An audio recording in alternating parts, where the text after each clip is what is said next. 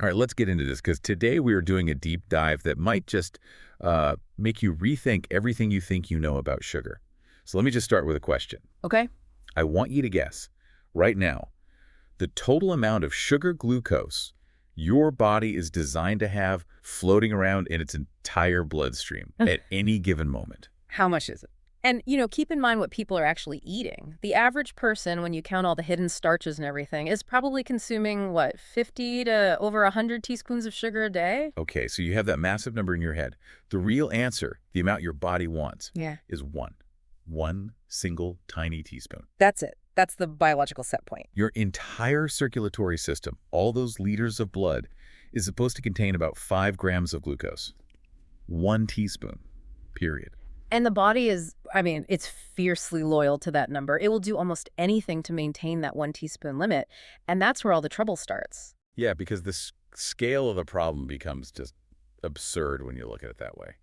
If you slip into prediabetes, you're only at 1.5 teaspoons in your blood. Just a half teaspoon more. And full-blown type 2 diabetes, that's just 2 teaspoons total. Mm. That tiny extra spoonful is the literal difference between metabolic health and chronic illness. Which brings us to the hero, or maybe the overworked employee of this whole story, insulin. The frantic vacuum cleaner. Exactly. Or a nightclub bouncer. Its only job is to deal with this massive flood of sugar by constantly pulling the excess out of the blood and putting it somewhere else. Right, so our bouncer, insulin, is told the club capacity is 1 person, or 1 teaspoon of sugar, but there are 100 people lined up outside trying to get in. So it goes into crisis mode. It has to shove that sugar somewhere. First, it tries to store it as something called glycogen in your liver and muscles. But those fill up pretty fast. Oh, very fast. And once they're full, there's only one option left. Insulin converts the rest of that sugar directly into fat. That's the emergency dump site. And this is where, the huge failure in the traditional health system comes into play. Doctors are always measuring blood sugar. Right. The symptom. The result of the problem. But they should be testing insulin levels. Because if they did, the insulin readings for the average person would be, they'd be off the charts. Completely. The high sugar is just the smoke. The constant, screamingly high insulin is the fire. So our bouncer's working overtime, 24/7, dealing with a line that never ends. And eventually, the club itself, the body's tissues, starts to get an attitude. They get resistant. We call it insulin resistance. It's what happens when you have too much carbohydrate, too much sugar, and you're snacking all the time, keeping insulin cranked high. The cells are basically saying, we are sick of this guy hammering on our door all day, and they just, stop answering. They essentially put up a do not disturb sign. They become deaf to the insulin signal. It's a protective mechanism, really. But then the glucose can't get into the cells, even though the blood is swimming in it. And this isn't just about getting fat. This has, some really terrifying connections. Oh, it's linked to almost every chronic disease. But the big one that's emerging is the brain connection. Type 3 diabetes of the brain. That's what some researchers are calling it. The link to Alzheimer's and dementia.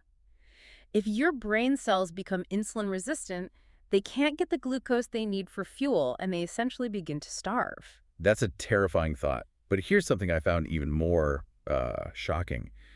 We think of high blood sugar as an input problem. I eat too much cake. Right.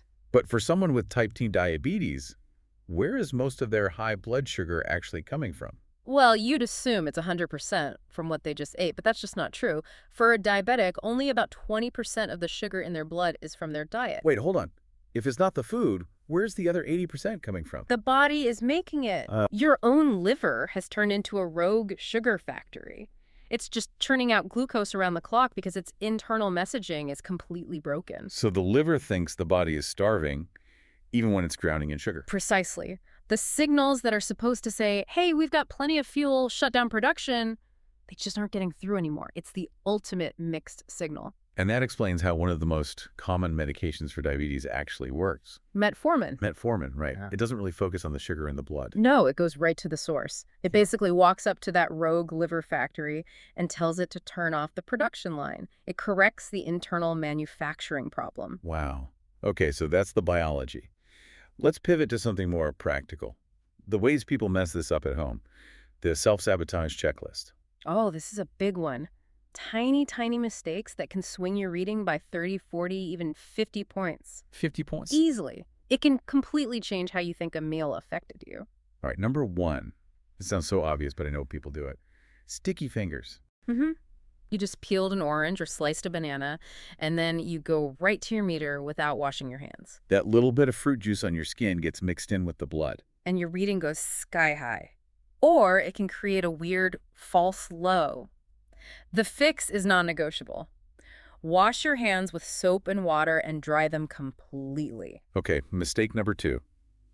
You're trying to be clean, so you use an alcohol wipe, but you're in a hurry. And it's still wet when you prick your finger. What does that do? The alcohol dilutes the blood sample, and it can falsely raise your reading by like 10 to 40 points. So trying to be sterile actually makes your data dirty. Yep. You have to wait 30 seconds for it to evaporate. And a bonus mistake here, avoid any wipes with added glycerin. Glycerin is sweet. It'll contaminate the sample too. Right. Okay, next up. Environmental stuff. Expired test strips, that's an obvious one. The chemicals degrade, but what about temperature? You mean like testing right after you get out of a sauna or a cold plunge?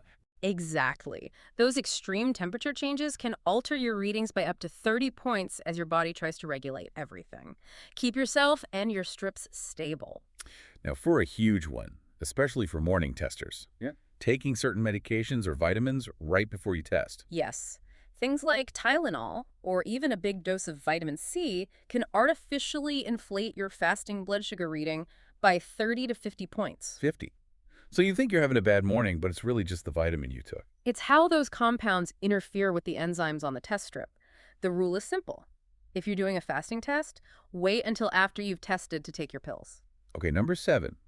I've seen people do this.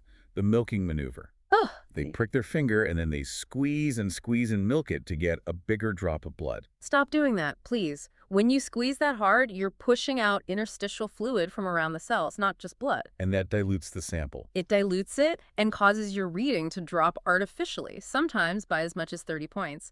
You want a gentle, perfect little bead of blood, no squeezing. All right, let's talk devices. CGMs, continuous glucose monitors. People think they're the same as a finger prick, but they're not. Not at all. A finger prick measures sugar directly in your blood.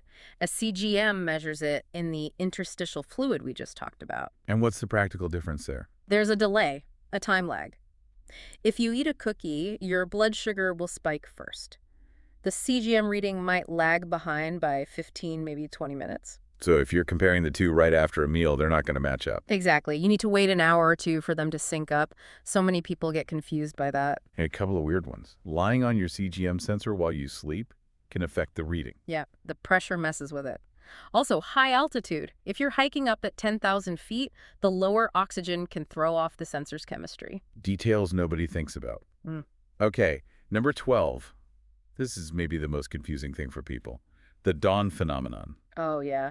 The classic. I fasted for 12 hours. Why is my morning sugar so high? You feel like you failed, but you did everything right. It's just your body's biology.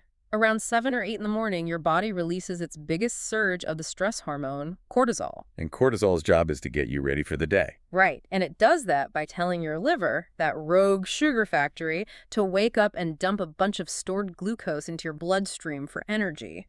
Because of insulin resistance, the liver overreacts and dumps way too much. So it's your own body raising your blood sugar, not anything you ate. Exactly. And the last one, number 13, is just being thirsty. Dehydration. Yep. A lack of water and electrolyte salt, potassium, can raise your reading by 10 to 15 points. Hydration matters. So we've covered how the body breaks and how we mess up measuring it. Mm-hmm. Let's talk about the path back. How do you fix this? Well, first you have to sort of redefine what normal even is. We're all taught that 80 to 100 mg/dL is the healthy range. Right.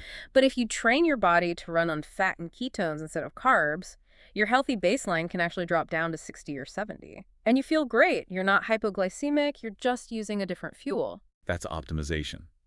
But the traditional medical world, they seem to wait until things are broken and then just prescribe medication.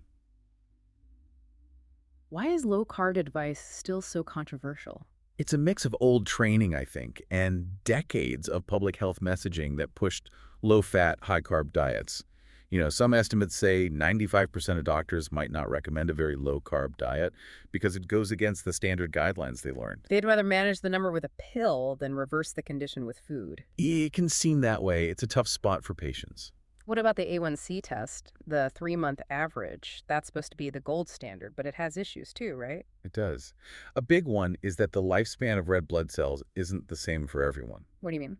Well, research shows that red blood cells in people of Asian, African American, or Hispanic descent tend to live longer than in Caucasians. So the sugar has more time to stick to them. Exactly. So their A1C might read a little higher, even if their actual average blood sugar is the same. Anemia can also throw it off, and so can being on a low-carb diet for a long time because that also extends red blood cell life. So you have to take the number with a grain of salt. You have to consider the context. Let's end on the most important part, reversal.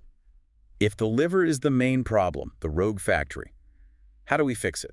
You target the liver directly. And the good news is reversal is, biologically speaking, incredibly easy. The liver responds so fast. Oh, fast.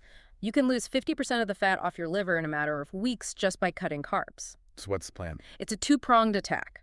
First, a low-carb ketogenic diet. That stops the flood of incoming sugar. Second, intermittent fasting. To give the balancer a break. You have to lower the frequency of the insulin spikes. Eating just 2 meals a day, or even one, gives your whole system a chance to rest and reset. You do those two things and you can reverse the whole condition, sometimes in just 10 to 12 weeks. And are there any little things, any accelerants to speed it up? Oh yeah, regular exercise is huge.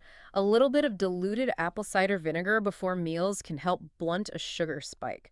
If your morning sugar is high from the dawn phenomenon, just go for a quick walk. Burn it right off. Burn it right off. Supplements like berberine can help. And of course, the basics. Good sleep, low stress, and getting some sunlight. It all helps reset your hormones. This has been an amazing deep dive. We started with this wild idea that your whole body only wants 1 teaspoon of sugar. We found out your liver can go rogue and become its own sugar factory. And we learned how to not sabotage our own test results. The real takeaway is that our bodies were built for a world of scarcity, where sugar was rare and precious, not for the modern world where it's in everything all the time. So if your body is that fiercely protective of that 1 tiny teaspoon, what other small, really tight controls are silently running your health behind the scenes? And what kind of fuel are you feeding them right now? Something to think about.